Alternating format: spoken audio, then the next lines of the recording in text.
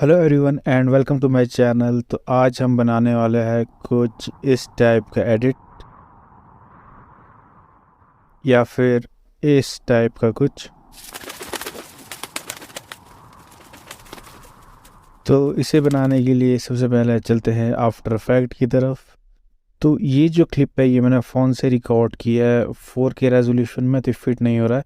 इसे फिट करने के लिए हम प्रेस करेंगे control plus alt plus F, तो ये अपने आप से कॉम्पोजिशन में फिट हो जाएगी। अब मैं टाइमलाइन पे उस फ्रेम पे जाऊंगा जहाँ से मुझे अपना इफेक्ट स्टार्ट करना है। तो उसके बाद कॉम्पोजिशन में जाके एक्चुअली जो मैं क्लिक्स कर रहा हूँ ये एक्चुअली रिकॉर्डर की वजह से दिखाई नहीं दे रहा है, तो मैनुअली फ़ोन के कैमरा से रिकॉर्ड करके दिखाता हूँ।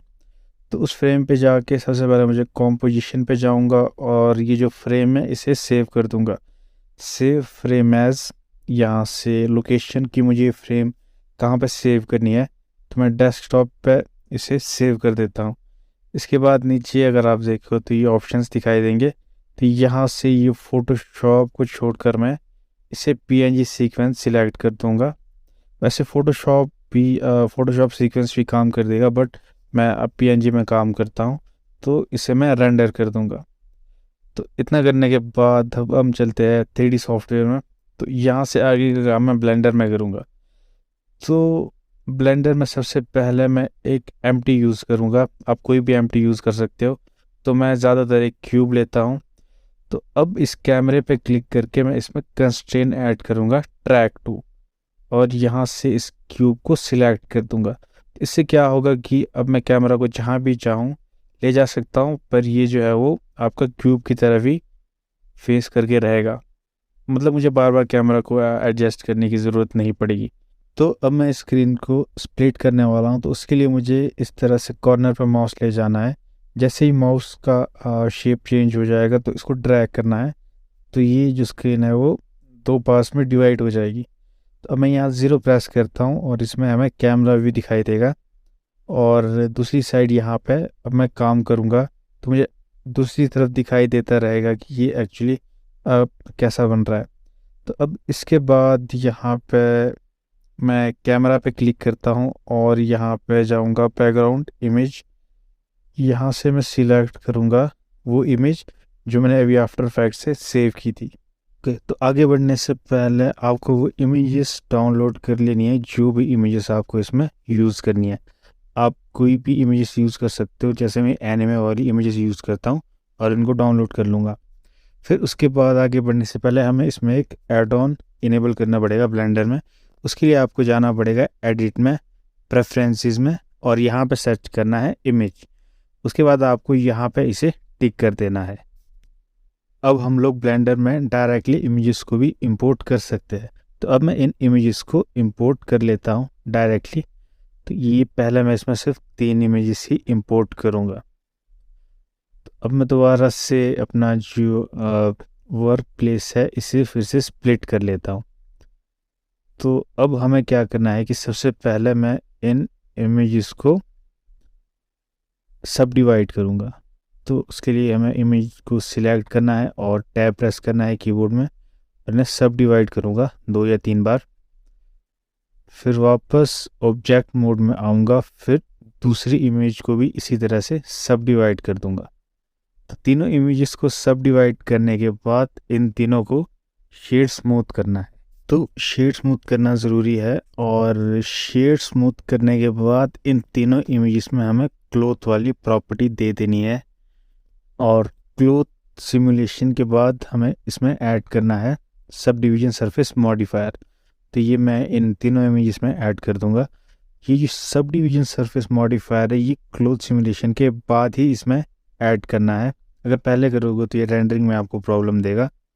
तो अब मैं इसमें एक प्लेन ऐड करूँगा और इसमें भी सारे स्टेप्स सेम यूज करूँगा, सब डिवाइड करना और क्लोथ सिमुलेशन और सब डिवीजन मॉडिफाई वगैरह।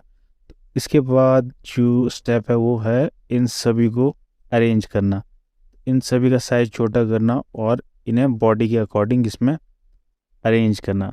तो इस तरह से। तो अभी इसमें जो है आपको ध्यान रखना पड़ेगा कि अगर आप ज़्यादा छोटा साइज़ कर लोगे तो ये जब हम इसमें विंड ऐड करेंगे तो उसका असर नहीं होगा। तो इसमें क्या होगा कि आपकी जब हम इसमें विंड यूज़ करेंगे तो साइज़ और इनकी जो डायरेक्शन है सब कुछ मैटर करेगा। तो मैं आपको थोड़ा सा एग्जांपल दिखाता हूँ। तो अभी यहाँ पे मैंने एक प्लेन लिया है और इसमें मैंने क्लोज सिमुलेशन दी है और नीचे विंड यूज़ की है। तो अब अगर मैं बार बार इसके एंगल्स चेंज करता हूँ सेम सेट, तो सिर्फ एंगल के चेंज होने से ही इसकी पूरी की पूरी डायरेक्शन चेंज हो जाती है। मतलब विंड का पूरा असर इस पर अलग ही पड़ता है। तो अलग अलग एंगल्स पे अगर हम सेम प्लेन को रखें तो वो आपका अलग अलग डायरेक्शन में जाएगा। तो यही चीज़ हम यूज़ करेंगे आगे के एडिट में। तो अब मैं इन सभी को डुप्लीकेट करूँगा और अरेंज करूँगा पूरी बॉडी की शेप में।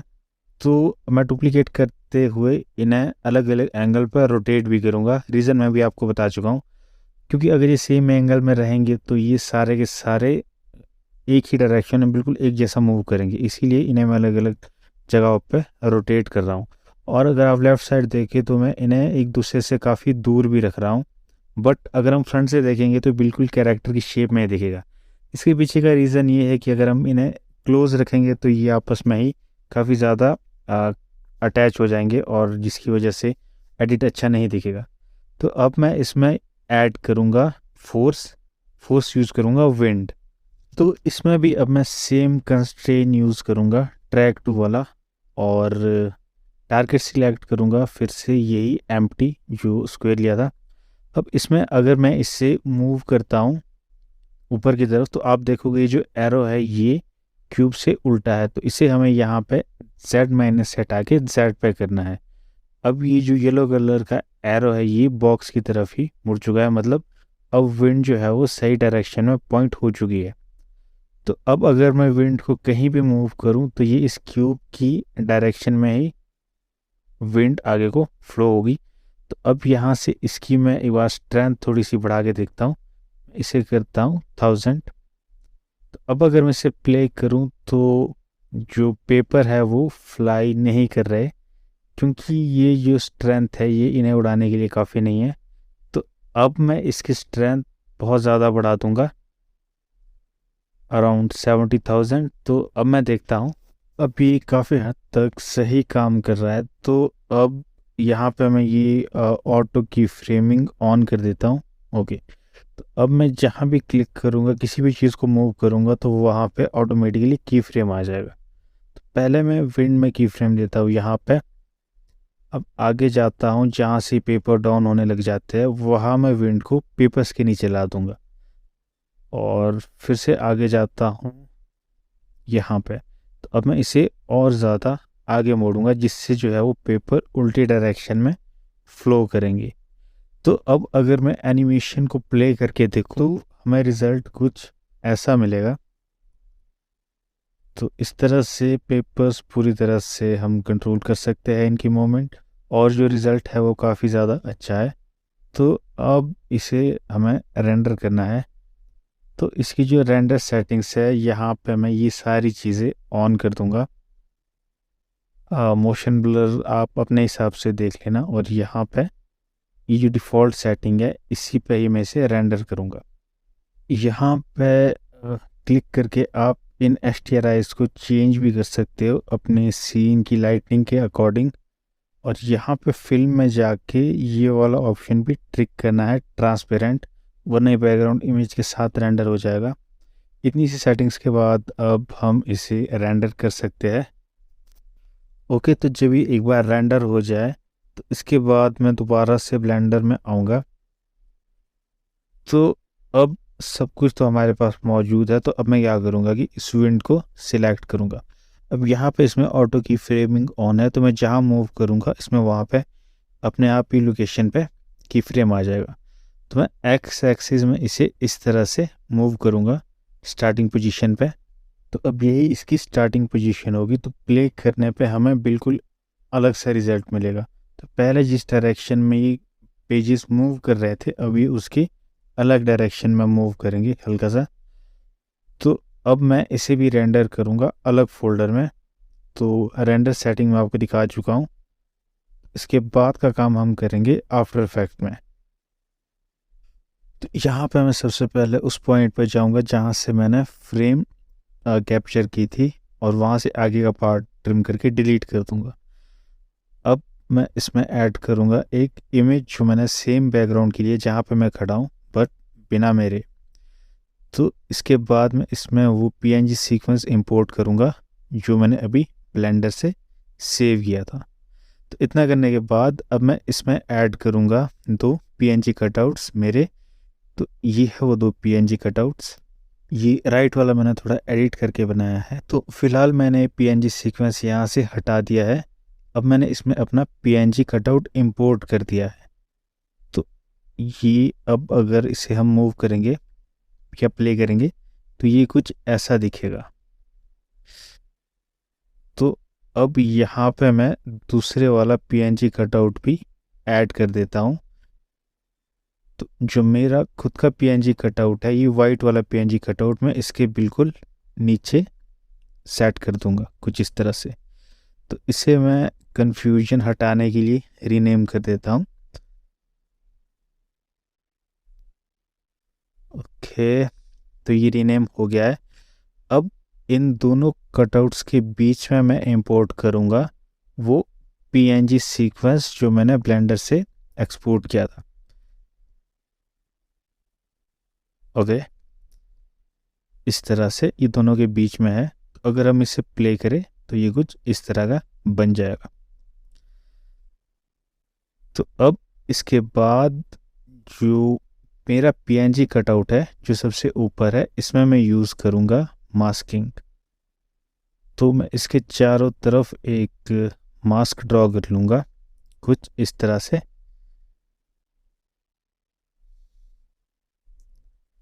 ओके, तो अब ये जो मास्क है इसके पॉइंट्स को मैं एनिमेट करूँगा। यहाँ पे मास्क में जाके ये की फ्रेमिंग ऑन कर दूंगा मास्क पाथ पे, और इस तरह से इसके पॉइंट्स को टाइमलाइन के साथ एनिमेट कर दूंगा। तो ये कुछ इस टाइप का इफेक्ट बन जाएगा। यहाँ पे मास्क पे जाके मैं कंट्रोल सी प्रेस करूँगा तो ये मास्क कॉपी हो जाएगा। और अब ये जो दूसरा वाला पीएनजी कटआउट है वाइट वाला, इस पर मैं कंट्रोल वी प्रेस करूँगा तो ये देखिए ये मास्क इसके ऊपर आ चुका है। तो ये मास्क अब दूसरे वाले पीएनजी कटआउट पे भी अप्लाई हो चुका है। तो अब अगर मैं ये वाइट वाले कटआउट को थोड़ा सा टाइमलाइन पे इस साइड को थोड़ा सा अगर इसे मैं मोड़ूँ, ये देखिए इसकी पोजीशन चेंज करूँगा तो ये कुछ इस टाइप का दिखाई देगा। तो इसका काम ये है कि जब कैरेक्टर जो है वो पेजेस की फॉर्म में डिस्प्रेस होगा तो ये थोड़ा सा टच देगा कि बंदा पहले जो है वो जो कैरेक्टर है वो पहले पेपर की फॉर्म में कन्वर्ट हो रहा है। डायरेक्टली थोड़ा उतना अच्छा नहीं लगेगा। तो ये इफ़ेक्ट कुछ इस टाइप का क्रिएट हो जाएगा। तो अभी ये जो पेपर्स है ये काफ़ी हद तक ब्लैक लग रहा है काले से। तो इन्हें वाइट करने के लिए मैं इफ़ेक्ट एंड प्रीसेट में सर्च करूँगा कर्व्स, और यहाँ पे जो ये कर्व्स है कलर करेक्शन वाले, इन्हें मैं इसमें ऐड कर दूँगा। तो यहाँ से इस कर्व को मैं बीच से अगर ऊपर को कर दूँ तो जो पेपर्स है वो वाइट कलर के हो जाएंगे। तो मतलब इनकी जो हाइलाइट्स है या मिड टोन्स है वो ब्राइट हो जाएगी। तो ये कुछ इस तरह का दिखाई देगा। अभी काफ़ी सही लग रहा है। ये जो है अब थोड़ा सा वाइट हो चुका है। तो नेक्स्ट अभी जो हमने ब्लेंडर से सेकंड सीक्वेंस एक्सपोर्ट किया था उसे भी अब मैं इसमें इंपोर्ट कर देता हूँ। एक्चुअली इसमें स्क्रीन रिकॉर्डर में कुछ प्रॉब्लम है, उस वजह से जब मैं कुछ इंपोर्ट करता हूँ या ऊपर कुछ भी क्लिक करता हूँ तो सिर्फ माउस ही हिलता हुआ दिखाई देता है, वो चीज़ें दिखाई नहीं देती। तो अब मैं इसे इंपोर्ट करता हूँ तो इसे मैं अपने एडिट के अकॉर्डिंग यहाँ पे अरेंज कर देता हूँ। जहाँ पे मुझे कमी लग रही है वहाँ पे, तो आप अपने अकॉर्डिंग इसे कर सकते हो। तो ये इस तरह से कुछ सही लग रहा है और पेपर्स की जो क्वांटिटी है वो भी ज़्यादा लग रही है। तो अब यहाँ पे जो पहले वाला इफ़ेक्ट है उससे मैं कर्व्स कंट्रोल सी करके कॉपी करूँगा और यहाँ पे कंट्रोल वी करके पेस्ट कर दूँगा। तो अब ये वाले भी थोड़े से पेपर्स वाइट हो चुके हैं। तो इसे और इम्प्रूव करने के लिए मेरे पास एक ओवरले थी, डस्ट पार्टिकल्स की। तो मैं इसे भी इसमें इंपोर्ट कर देता हूँ कुछ इस तरह से। तो ये इस टाइप की एक ओवरले है, तो इसे मैं इसमें ब्लेंड कर दूंगा। ब्लेंडिंग मोड में रखूँगा इसमें लाइटन। फॉर एग्ज़ाम्पल अभी मैं यहाँ पे क्लिक कर रहा हूँ, ये इसकी ब्लेंडिंग मोड तो वो आपको दिखाई नहीं दे रहा है। एक्चुअली ये स्क्रीन रिकॉर्डर की वजह से ही थोड़ी सी प्रॉब्लम है। और तो इसे मैं इसमें अरेंज कर दूंगा, तो ये थोड़ा सा एक फील देगा कि हवा चल रही है, धूल उड़ रही है, उसी वजह से जो है ये पेपर्स फ्लाई कर रहे हैं। तो आगे बढ़ने से पहले इसे और इम्प्रूव करने के लिए इसमें ये रेज वाला इफ़ेक्ट भी ऐड किया जा सकता है, जिससे ये काफ़ी अच्छा लग जाएगा। बट इस वाले एडिट में मैं रेज यूज़ नहीं करूँगा। तो अब इसके बाद फाइनल इसमें कलर ग्रेडिंग वगैरह करने के बाद जो फाइनल रिज़ल्ट है वो कुछ इस तरह का मिलेगा।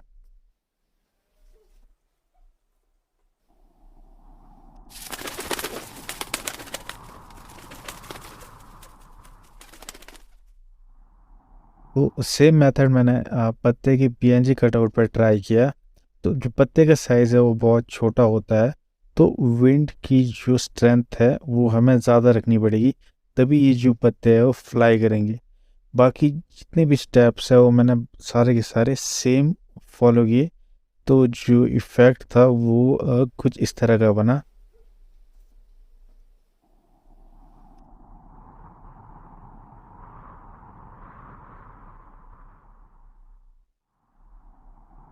तो इस टेक्निक का यूज़ करके और भी काफ़ी सारी वेरिएशंस इसमें हम देख सकते हैं।